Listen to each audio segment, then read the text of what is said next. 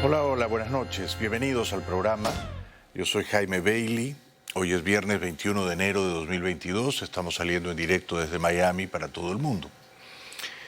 Bueno, quienes hacemos televisión todas las noches y además en vivo, que es mucho más excitante, sabemos que a veces podemos perder el control, perder el sano juicio y empezar a dar gritos. Esto a mí me ha ocurrido más de una vez.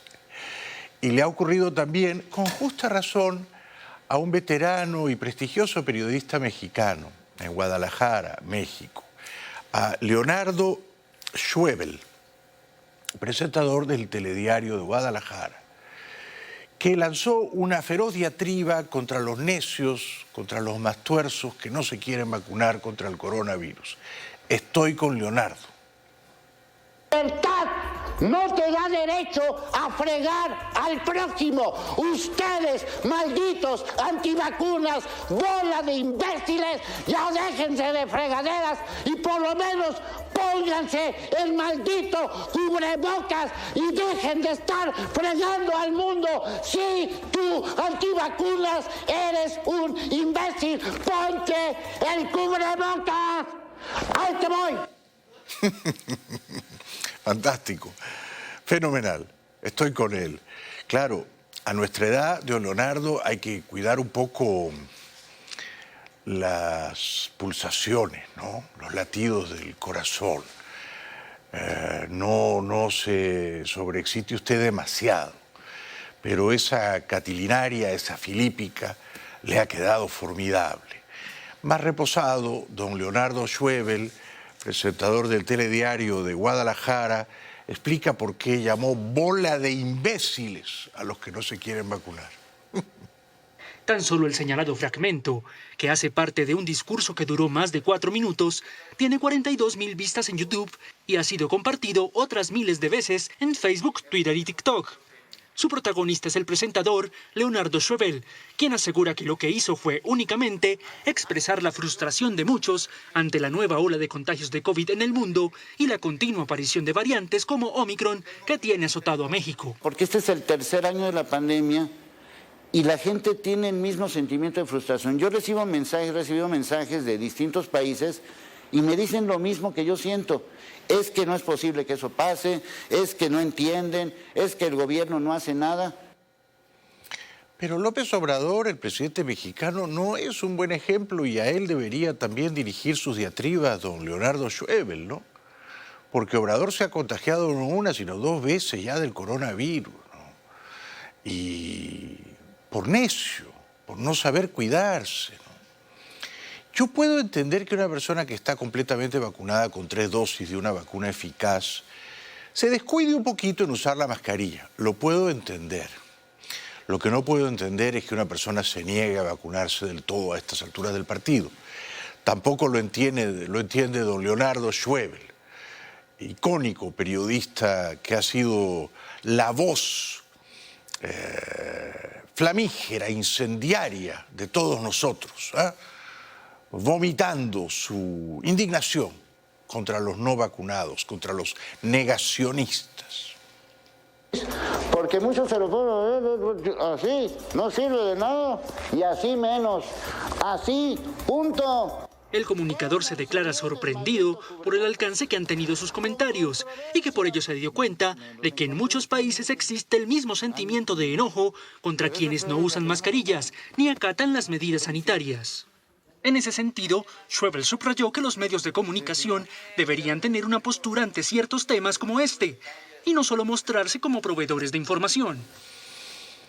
Don Leonardo Schwebel, entonces, está en boca de todos.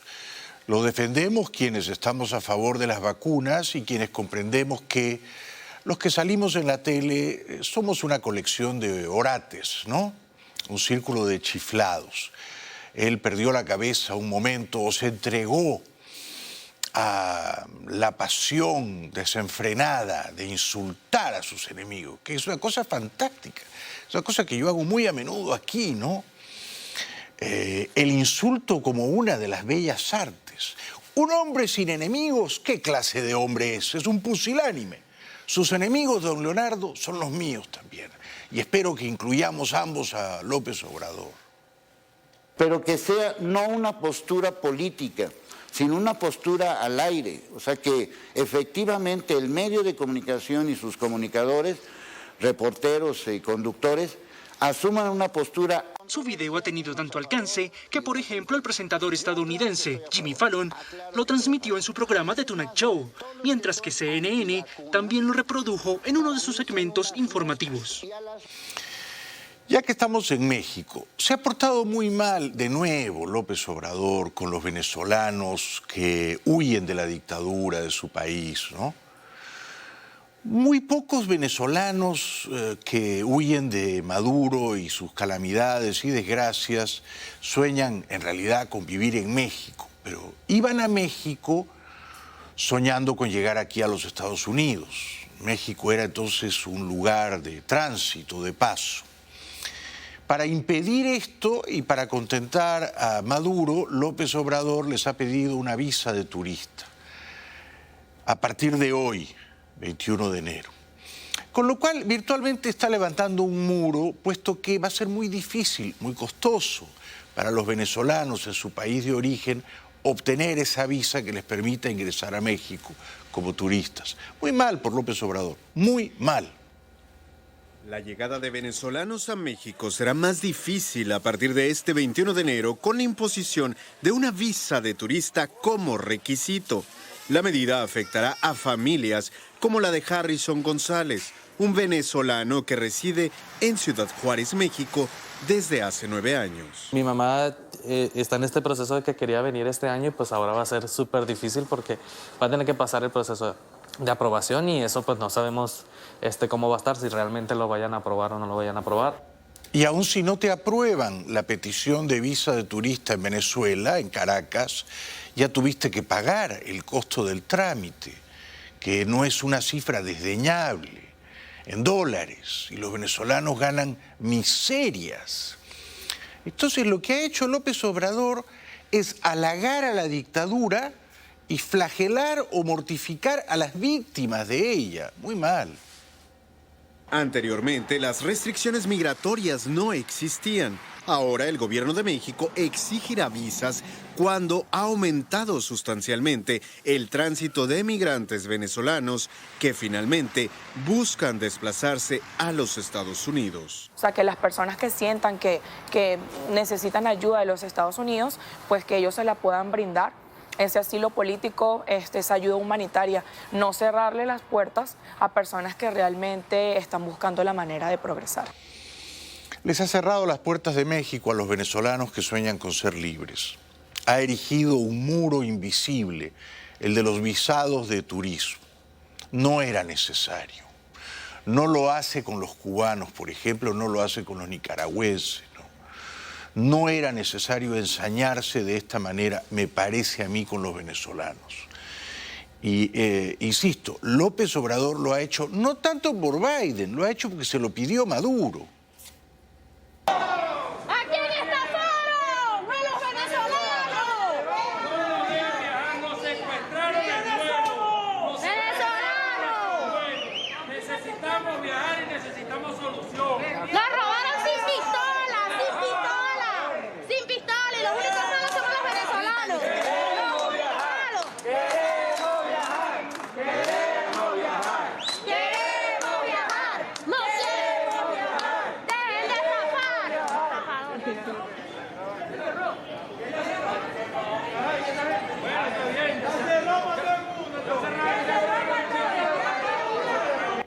Bueno, son decenas de venezolanos, centenares quizá, en aeropuertos de Venezuela, probablemente Maiquetía todos o casi todos, que habían comprado sus billetes aéreos para volar a México, pero ahora no los quieren embarcar porque no tienen el visado de turismo. Y la aerolínea o las aerolíneas tampoco están dispuestas a devolverles el dinero. No parece justo, ¿no? Y el responsable de todo esto es el debilucho, el blandón López Obrador, que ante los tiranos de La Habana y de Caracas se hinca de rodillas vergonzosamente, ¿no? Y luego está el sufrimiento de los venezolanos allí mismo, en los barrios pobres, marginales de Caracas, como esta señorita de nombre Paola, que estudia en la universidad, que trabaja, que vive en un barrio pobre y que pasa toda suerte de privaciones y de humillaciones. Estos son los venezolanos que Chávez decía que les iba a mejorar la vida. Son casi las 6 de la tarde en Caracas y Paola está llegando a su casa. A pesar de haber terminado su turno en la universidad y su empleo en un medio digital, su día laboral aún no termina. Ahora tiene que manejar las redes sociales de una empresa y, más avanzada la noche, preparar donas para vender a domicilio. Es lo que me ayudaba a salir adelante, sobre todo por pagar la universidad, por tener una estabilidad económica que buscamos, creo que todos los jóvenes ahorita, y se nos hace demasiado complicado. Ella dice que descansar es un lujo que no se puede permitir. Es estudiante del último semestre de comunicación social y dice que descansar es un lujo que en este momento no puede darse. A veces trabajo todo un día y ya llega la hora en que me tengo que ir a volver a trabajar a otro y así. Muchas veces no duermo. En su casa todos tienen 2 o más trabajos aparte del empleo formal para garantizarse los alimentos y pagar los servicios. Y así como la familia de Paola, también lo hace el 57% de los venezolanos, según la encuestadora More Consulting. 3 personas adultas que trabajan en una casa que ganan no sueldos mínimos, sino mucho más de sueldo mínimo, no alcanza para tener pues una vida bastante cómoda. Claro que no alcanza, porque además la inflación en Venezuela es de 700% al año y el dictador Maduro dice que no es hiperinflación. Bueno, y estas chicas como Paola o como la siguiente que veremos a continuación, Sara estudió para contadora, trabaja en una modesta carnicería, obviamente no ganan en dólares. Con estudios de Contaduría Pública y Administración de Empresas, Sara Albero lleva adelante una pequeña carnicería en un vecindario pobre del este de Caracas. Por ahora guarda sus títulos para atender otros oficios. Tengo un taller de costura con mi mamá donde diseñamos ropa y de paso también hice un curso de masajes hace como 2 años y también mato unos tigritos dando unos masajes. Matar tigres es una expresión utilizada en Venezuela para referirse a actividades adicionales al empleo fijo. Justamente el estudio de More Consulting revela que 1/3 de la población activa en el país obtiene más ingresos de estas labores complementarias que de su trabajo formal. Y entonces se tienen que multiplicar en diversos oficios y quehaceres y afanes para sobrevivir. Y a pesar de que trabajan de sol a sombra, ganan poquísimo.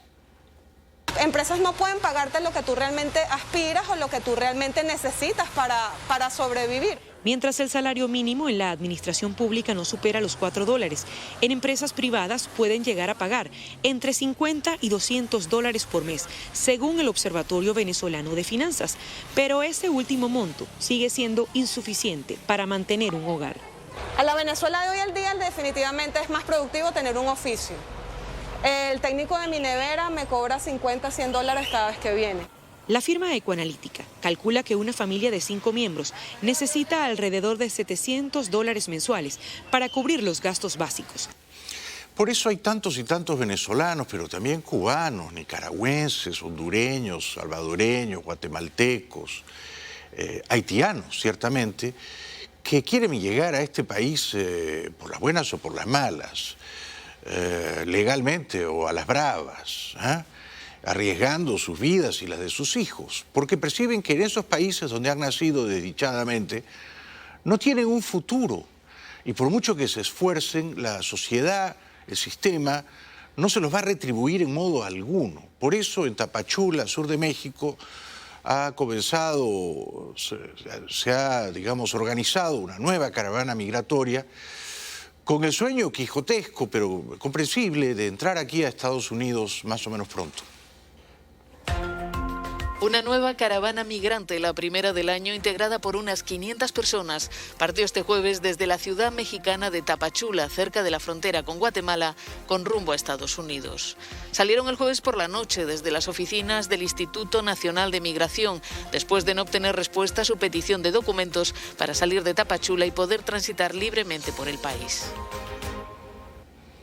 Improbablemente el presidente mexicano, López Obrador, parece también vicepresidente argentino o canciller argentino, porque hoy en su rueda de prensa se dedicó a abogar por el gobierno de los Fernández, Alberto y Cristina Fernández. Entonces López Obrador le pide al Fondo Monetario Internacional que no le cobre a la Argentina la deuda billonaria que ese país ha contraído. Una deuda que, es verdad, contrajo sustancialmente el expresidente Macri con gran impericia, en mi opinión, alrededor de 40 o 50 billones de dólares, pero una deuda que también había crecido significativamente en los 8 años en que la señora Cristina fue presidenta, ¿no? Pero en todos los casos se puede llegar a acuerdo, en todos los casos. Y hay voluntad de parte de los inversionistas extranjeros para llegar a acuerdos.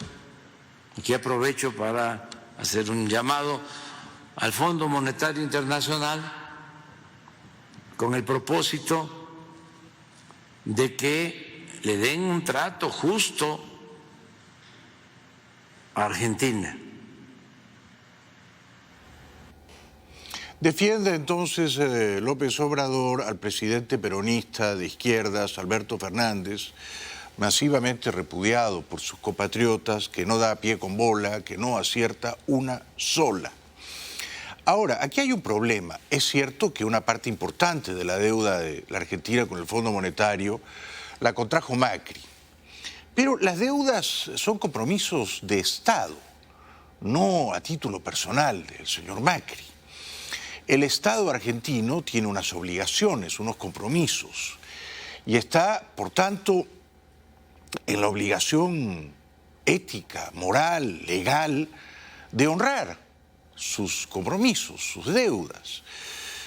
Mal hace entonces el gobierno de los Fernández diciendo, como la deuda la contrajo irresponsablemente Macri, que, entre paréntesis, contrajo irresponsablemente aquella deuda con el Fondo Monetario porque había heredado una economía deficitaria que irresponsablemente le dejaron los gobiernos peronistas precedentes. Es decir, Macri toma la deuda con el fondo para evitar que le estalle la bomba de tiempo que le había dejado activada la señora Cristina. Cristina no equilibró las cuentas fiscales.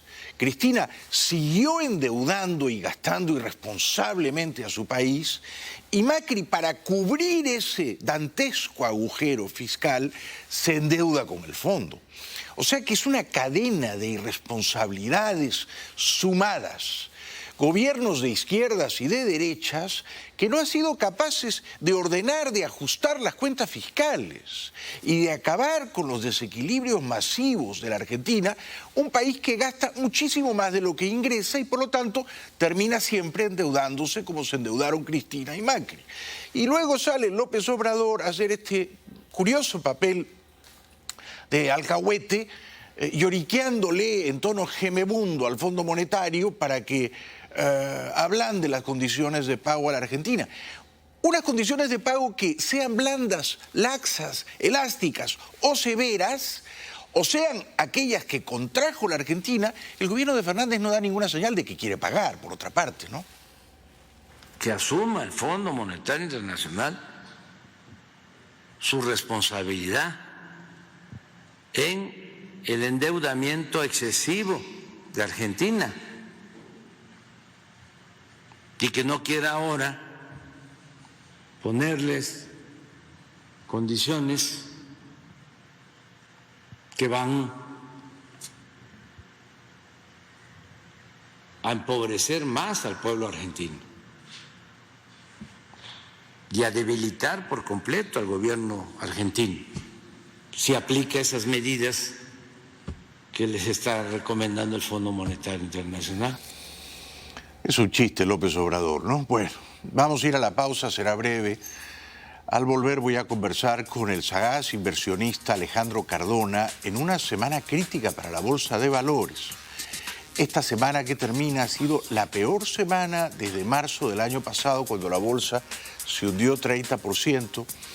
Y hay pronósticos sombríos al respecto, puesto que los indicadores económicos, sobre todo el de la inflación, son bastante alarmantes.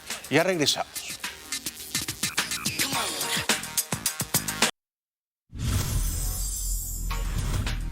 Como ustedes ya saben, Alejandro Cardona es un brillante, astuto inversionista en la Bolsa de Valores y es también un muy exitoso conferencista, el seminario Creando Riqueza, que viene dictándolo hace más de una década, ¿no? Va a dar su seminario online mañana, sábado 22 de enero y el domingo 23 de enero. Todavía están a tiempo de inscribirse. Y Alejandro, con una gran sabiduría, enseña los mecanismos básicos para invertir en la bolsa, para ganar dinero en la bolsa desde la comodidad de sus propias casas. Buenas noches, querido Alejandro. Muchas gracias, querido Jaime. Un privilegio estar acá contigo. Gracias. El privilegio es nuestro de recibirte y de escucharte. Muchas gracias. La primera pregunta es, ¿por qué ha sido una semana tan mala en la bolsa? El S&P 500 estaba en casi 4.800, ahora está en menos de 4.400. Ha sido la peor semana desde marzo del 2021. ¿Por qué? ¿Y esto va a continuar a la baja? ¿Cómo ves esto? Bueno, en este punto, en la tendencia a largo plazo del Standard & Poor's 500 comenzó a subir en marzo del 2020 hasta hace 2 semanas, básicamente. Es una subida de las más largas que yo he visto en el mercado. También se presentó lo mismo en el 2017, pero ya el mercado, o sea, sube y baja, o sea, está en el techo del techo. Antes estaba demorando. Esta semana ha visitado el promedio móvil de 200, el Standard & Poor's 500 y el Nasdaq, que es un piso que hay ahí, pero todavía no hay señales alcistas, es decir, que puede corregir un poco más, pero sí está en zona de piso. Yo lo que he mencionado, querido Jaime, en todos los medios es que no tendría yo, digamos, después de una subida tan fuerte como la que ha tenido el mercado, yo no estaría como en posiciones largas, en acciones, portafolios a largo plazo. Me parece que el momento de vender ya fue hace 2 meses aproximadamente. Ok. ¿Es solo una corrección o es una depresión que anuncia de repente una caída como la del marzo del año pasado de 30%? Bueno, se están dando más o menos las mismas características de enero del 2020. Las velas que están saliendo, las señales son bien bajistas. En este momento, la caída que se ha presentado nos ha colocado a precios como de junio del 2021. Ok. Es una corrección importante, no es una... Todavía no podemos decir que es que ya borró toda la subida del año, claro, ni nada. Claro. Pero sí. Y tú habías visto esto, ¿no? Que venía, lo dijiste hace no sé si 2 o 3 semanas en tus seminarios, que tú creías que estaba la bolsa muy, muy arriba y que se iba a desplomar un poquito. Sí, yo le estaba mencionando que estábamos en zona cara, que no era momento de tener, digamos, en los fondos de pensiones y esto como que todo concentrado en acciones. Pero el verdadero inversionista, querido Jaime, realmente la dirección del mercado no es tan importante. Es decir, cuando estamos a largo plazo, la gente como que tiene las acciones y las tiene ahí. Pero cuando uno realmente conoce el mercado, con esta caída, nuestros estudiantes han hecho un montón de dinero. ¿Cómo? Explícanos por qué. Bueno, nosotros vamos a hablar este fin de semana de la parte de derivados financieros. Hay 2 tipos de opciones, ¿no? Una son las opciones call y otras son las opciones put. Entonces, eso se deriva de las acciones como tal. Entonces, si uno ve que una acción va a subir y uno compra $1,000 en calls, por ejemplo, en una semana puede tener $10,000. Es poco dinero, pero está yendo con la dirección del mercado como apalancado. ¿Ves? Claro. No, y no es poco dinero ganar $10,000 en una semana. Pero eso si apuestas a que va a subir. A que va a subir. Bien, también puedes apostar lo contrario. A que va a caer. Entonces hay instrumentos que se valorizan con las caídas, que esto es bien importante. Y lo mismo, por ejemplo, alguien que invirtió ayer, algunos alumnos lo hicieron, invirtieron, por decir algo, $1,000 con los reportes de Netflix hacia abajo. Algunos lo hicieron. Sí. Pues amanecieron con $25,000. Increíble. O sea, porque apostaron o siguieron tu vaticinio de que iba a seguir bajando. Sí, el mercado en general, Netflix fue una sorpresa como tal. Te ha sorprendido, ¿no? Pero el mercado en general ha caído fuerte y ahora vienen los reportes la próxima semana de Apple, de Tesla.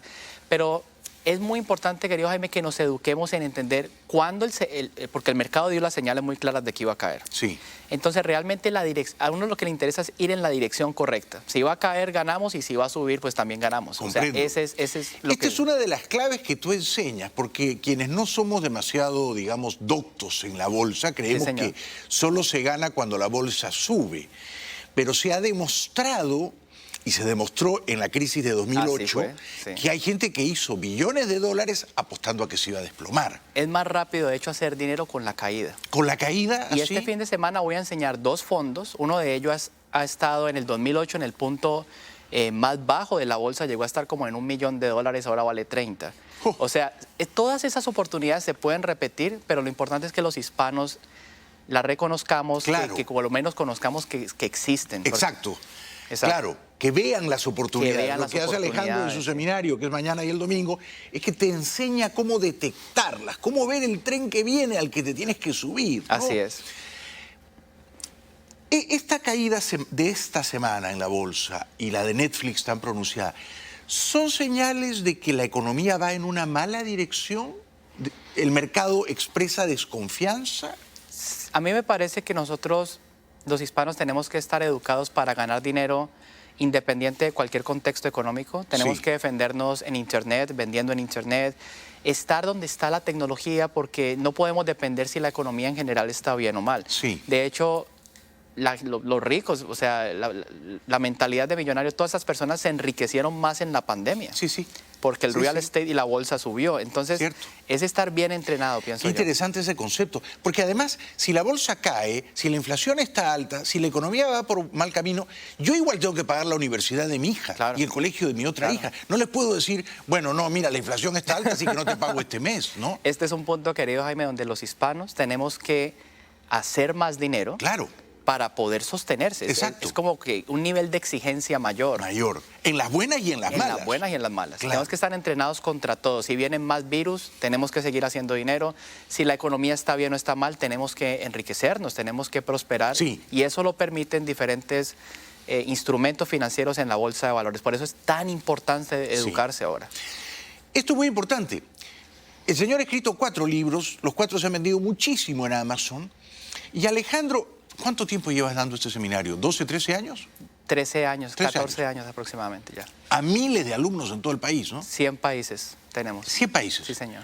¿Cuántos alumnos calculas que en total han estado contigo presenciales y online? Decenas de miles, ¿no? Sí, señor, cientos de miles. Sí.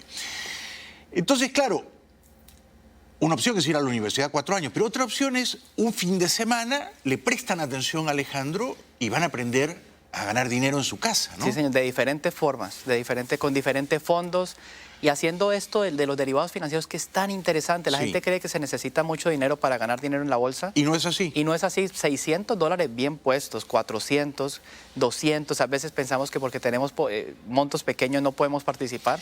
Todos tenemos la misma oportunidad.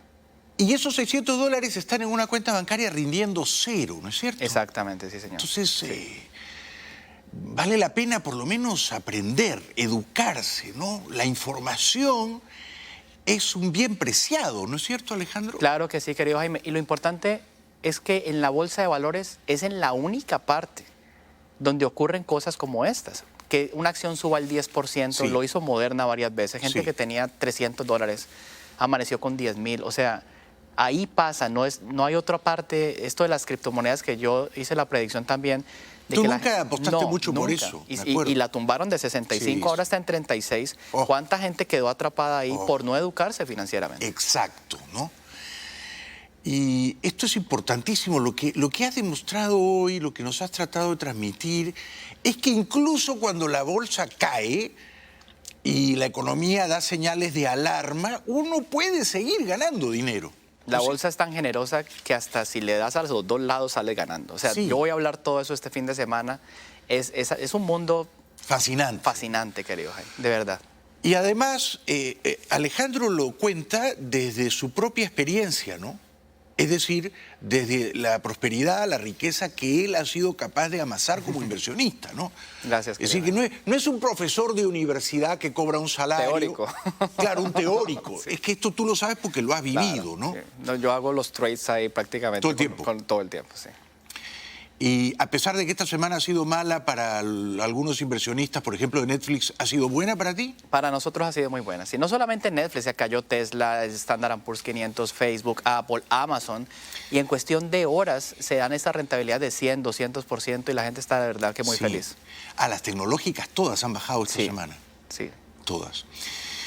Invito con mucho entusiasmo y con mucha confianza en él a que, están a tiempo todavía, se inscriban en el seminario Creando Riqueza. ¿Es mañana? ¿A qué hora comienza mañana sábado? 9 de la mañana 9 de la mañana. Sí, señor. ¿Y son cuántas horas consecutivas? Hasta las 7 de la noche aproximadamente. ¿En serio? Sí, es bien intenso. Bien intenso. Bueno, pero es un fin de semana. No tienen que ir a la universidad 4 años. Y Alejandro Cardona les va a enseñar a invertir en la bolsa cuando ella sube o cuando baja también. Sí, señor. Muchas gracias. gracias. Es un campeón, querido amigo. Muchas gracias, querido. Acá lo queremos mucho. Igualmente, querido. Y es usted mi amigo y es usted también mi asesor financiero. Muchas gracias, querido. Sí. La mitad de mis trajes y corbatas las he comprado con las ganancias que me da el gran Alejandro. Gracias, querido amigo. Muchas gracias, querido Jaime. Suerte mañana en el seminario. Igualmente, gracias. Están a tiempo de inscribirse todavía. No lo duden, háganlo. Ya regresamos.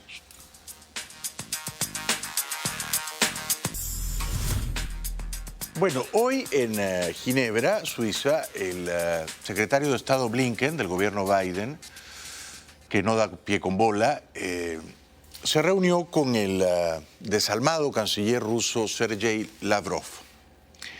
Ambos dijeron que fue un encuentro franco, o sea, Blinken le pidió francamente que no invadiera Ucrania y Lavrov le respondió todo menos francamente que no van a invadir Ucrania, que no se preocupe. Un encuentro franco. Así calificaron los jefes de la diplomacia de Rusia, Sergei Lavrov, y de Estados Unidos, Antony Blinken, a su reunión del viernes en Ginebra, donde intentaron apaciguar la crisis en Ucrania. Nuestro objetivo es determinar si Rusia está preparada para tomar un camino diplomático y otros pasos necesarios para reducir la escalada de la situación en Ucrania y, en última instancia, resolver nuestras diferencias. Las conversaciones de hoy con el señor Lavrov fueron francas y sustanciales. Yo creo que a estas alturas la pregunta no es si Rusia va a invadir. Sí va a invadir. La pregunta es hasta dónde va a llegar la invasión. ¿Se va a quedar solo con el este de Ucrania o va a llegar hasta Kiev? Blinken pidió a su homólogo ruso pruebas de que no planean invadir Ucrania y también la retirada de sus tropas de la frontera con ese país. A su vez, Washington prometió una respuesta por escrito la próxima semana a las demandas rusas de una retirada de la OTAN del este de Europa. Rusia nunca, en ningún lugar, ni una sola vez, ha amenazado al pueblo ucraniano. Los responsables afirmaron que seguirán manteniendo contactos para resolver la crisis, pero consideraron aún prematura una nueva cumbre entre los presidentes Vladimir Putin y Joe Biden. Pero por supuesto miente el canciller ruso, ¿no? Hace más de 6 o 7 años Rusia viene entrometiéndose en la vida política ucraniana, mediante conspiradores, provocadores, agitadores, lo que llaman ellos separatistas ucranianos. Pero son individuos estimulados monetariamente por Moscú, no cabe duda ninguna. Y lo cierto es que después de esta reunión diplomática, en la que hay un elefante en la reunión, y el elefante en la reunión es que hay 110.000 tropas rusas en la frontera con Ucrania. Si Rusia no quiere invadir Ucrania, ¿qué hacen las tropas allí? Entonces, con el elefante metido en la reunión, Lavrov dice, no, en realidad no tenemos ninguna intención de invadir. Y entonces, ¿por qué han movilizado a todo el ejército ruso a la frontera? La reunión entre Blinken y Lavrov ha generado mucho interés, pero nada más verse, ambos reconocían que sus expectativas no eran muy altas. No esperamos avances aquí, ha dicho el ministro ruso de Exteriores. Blinken está de acuerdo. Lo que queremos, dice, es saber si la vía diplomática sigue o no abierta. Lavrov ha pedido respuestas concretas a sus propuestas, entre ellas garantías de que Ucrania no acabará entrando en la OTAN. Blinken cree que la situación es crítica, apela al diálogo, pero de nuevo advierte, si Rusia agrede a Ucrania, habrá una respuesta unitaria, rápida y contundente. Unitaria, no sé, porque Alemania no va a estar. Rápida, dudoso, porque Biden no es rápido. Y contundente, no habrá ninguna contundencia capaz de disuadir a Putin. Ninguna. Porque la contundencia la tiene él con su petróleo y su gas, ¿cierto? ¿Cómo se ve la crisis desde Washington? Sí, esta vez sí Estados Unidos ha accedido a entregar sus respuestas por escrito a Rusia, lo hará la semana que viene y después de que las lean en Moscú volverán a reunirse. La vía diplomática sobrevive a un nuevo encuentro, lo destacaba Marian desde Ginebra. La pregunta aquí sigue siendo ¿hasta cuándo? En Washington la sensación de tensión es alta. En la Casa Blanca llevan días alertando de que Rusia puede invadir Ucrania en cualquier momento y cada reunión se vive con la sensación de que es crucial. Hoy hemos escuchado palabras muy medidas del secretario de Estado, Antony Blinken. Hay un claro camino hacia adelante, ya lo han oído. Los periodistas le preguntaban si Biden y Putin volverán a reunirse. Él no lo ha descartado. Lo que también se deduce aquí de sus palabras es que esa respuesta por escrito que le entregarán a Rusia la semana que viene no va a ser la que al Kremlin le gustaría, porque las posturas no se acercan. ¿Y cómo se ve la crisis desde Moscú?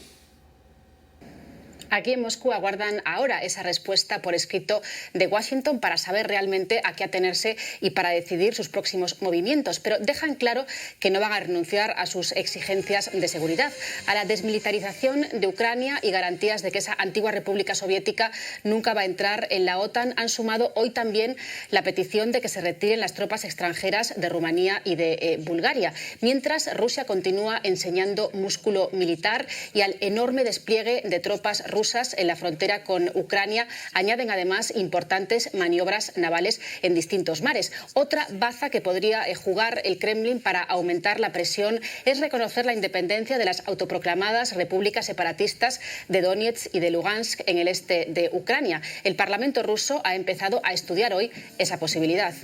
Con lo cual, quizá lo que quiere Putin no es invadir Ucrania toda, sino el este de Ucrania, que además está sembrado de minas. Minas, advierte el cartel en Zolote, en el Donbass, territorio en disputa entre Ucrania y los separatistas apoyados por Rusia y ahora posible objetivo de Moscú. Hace 3 días que no suenan disparos. Justo antes del ataque hay silencio, explica este joven soldado. El ejército de Ucrania utiliza viejo armamento soviético y modernas armas estadounidenses. Washington le ha dado $2.500 millones en ayuda militar desde 2014. En Kiev se vive la crisis con fatalismo. Se quejan de que Ucrania no está en las negociaciones.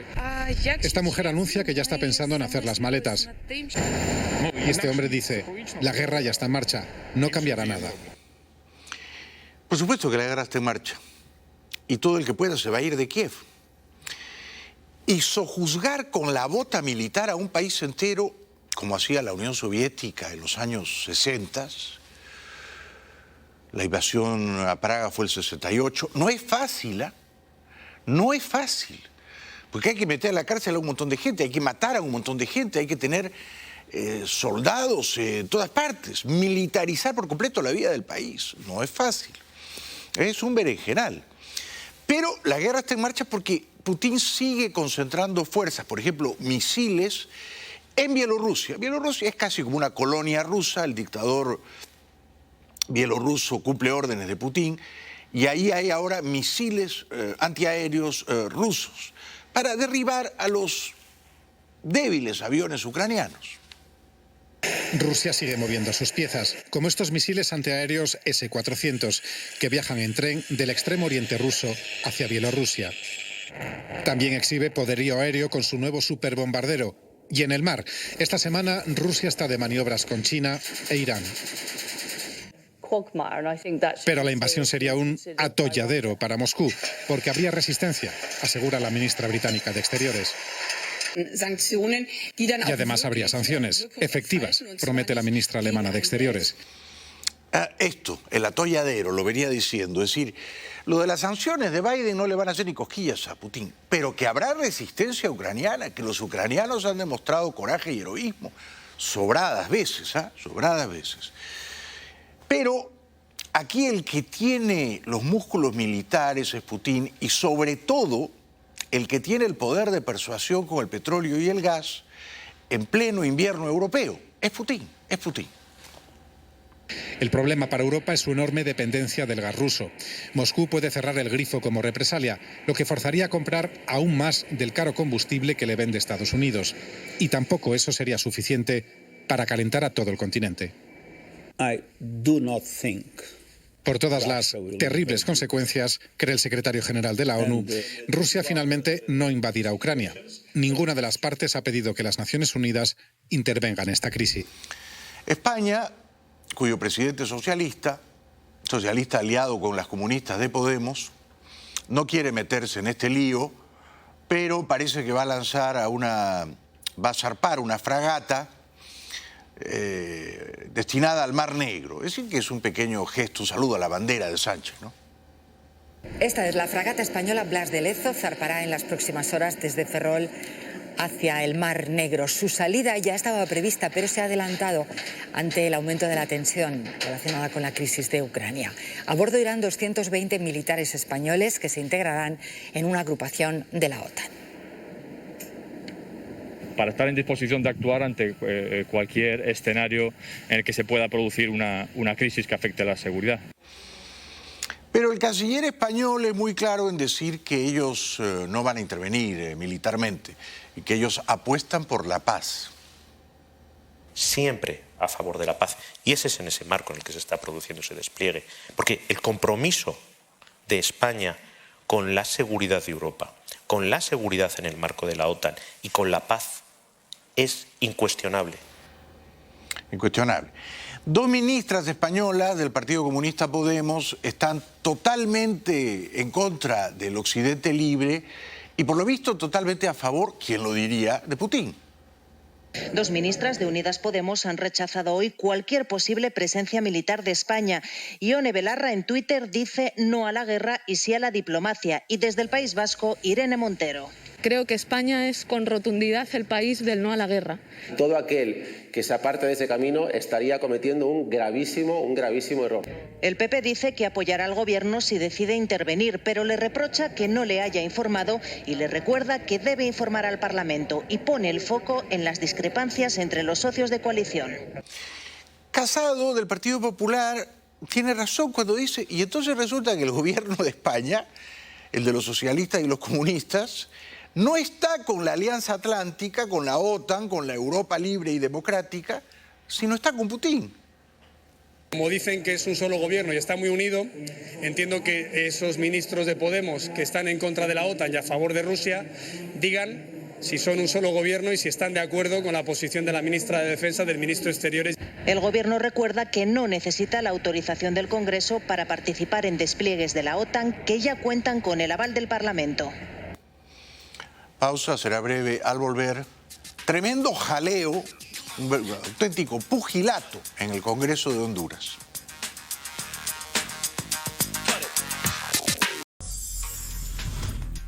A solo una semana de que asuma la presidenta electa de Honduras, la izquierdista Xiomara Castro, esposa del infausto Mel Zelaya, hoy se tenía que elegir al presidente del Congreso de Honduras. Se eligió a don Jorge Cálix, pero 20 diputados del partido de Xiomara Castro, el Partido Libre, no obedecieron las consignas y los úcases de la señora Castro y el partido se dividió y eso dio pábulo a un pugilato. Y se daban toda clase de golpes, puñetes, trompadas y mandobles en el Congreso de Tegucigalpa. Las labores legislativas iniciaron entre golpes en Honduras. El Congreso inauguró el viernes sus sesiones del periodo 2022-2026 con la elección de un directorio provisional. Pero se desató una trifulca luego de que diputados del partido de la presidenta electa Xiomara Castro violaran un pacto con su aliado, el Partido Nacional, al proponer a Jorge Cálix como dirigente provisional. Propongo a los siguientes diputados del Partido Libertad y Refundación. Jorge Luis Cálix Espinal, presidente. Vicepresidente, Yavés Avillón. Secretaria, su servidora, Delia Beatriz Valle Marichal. Qué nivel, por Dios, ¿no? La política es a veces una suerte de ramificación de la vida policial, ¿no? Xiomara Castro ganó las elecciones con una alianza entre el Partido Libre, coordinado por su esposo y expresidente Manuel Zelaya, y el Partido Salvador de Honduras del excandidato Salvador Nasralla. Uno de los compromisos asumidos por la alianza era nombrar a Nasralla vicepresidente y cederle la presidencia del Congreso, que sería ocupada por el legislador Luis Redondo. El Congreso debe tomar posesión el próximo 25 de enero con una directiva definida nombrada 2 días antes, mientras que Castro se juramentará como presidenta el 27. Nasralla no debió declinar su candidatura presidencial, no debió apoyar a la señora Xiomara Castro. Le va a faltar tiempo para arrepentirse. Son errores capitales de estrategia política. Batalla campal en el Parlamento de Honduras en el inicio de su nueva legislatura. Con gritos, golpes, insultos y empujones, así se desarrolló la elección del directorio provisional. Un caos desatado por la rebelión de un grupo de diputados del partido de la presidenta electa Xiomara Castro. La pelea comenzó cuando una veintena de diputados del izquierdista Libertad y Refundación propusieron a Jorge Calix como presidente provisional, violando el pacto de coalición que establecía como presidente a Luis Redondo, del Partido Salvador de Honduras. Pero si van a pelear, que peleen de verdad. Parecen unas señoras peleando. ¿Ah? Hacen así, pero no se tocan, ¿no? Amagan, pero no se tocan. Van a pelear, peleen. Pónganse guantes y peleen. Peleen de a de veras. No, parecen unas señoras tomando el té. La elección de Calix, que contó con los votos del Partido Nacional, que ha estado 12 años consecutivos en el poder, ha abierto una nueva crisis política en Honduras, a 6 días para que Xiomara Castro jure el cargo como presidenta.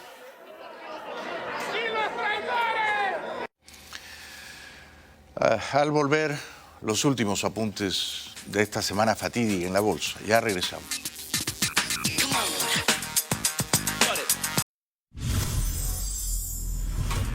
Para terminar, el presidente electo de Chile, Boric, anunció hoy su gabinete. Más de la mitad son mujeres. El presidente electo de Chile, Gabriel Boric, presentó el viernes al gabinete que lo acompañará cuando asuma el 11 de marzo, con mayoría de mujeres y una gran diversidad política. Este gabinete tiene la misión de poner los cimientos de las grandes reformas que nos hemos propuesto llevar adelante en nuestro programa. Es justamente nuestro programa lo que une a este equipo con el mandato que los chilenos y chilenas nos pusieran en este lugar. ¿Hará un gobierno de izquierda razonable o un gobierno de izquierda chavista? ¡Qué miedo! Gracias por hoy. Buen fin de semana. No se descuiden. Seguiremos conspirando el lunes. Buenas noches.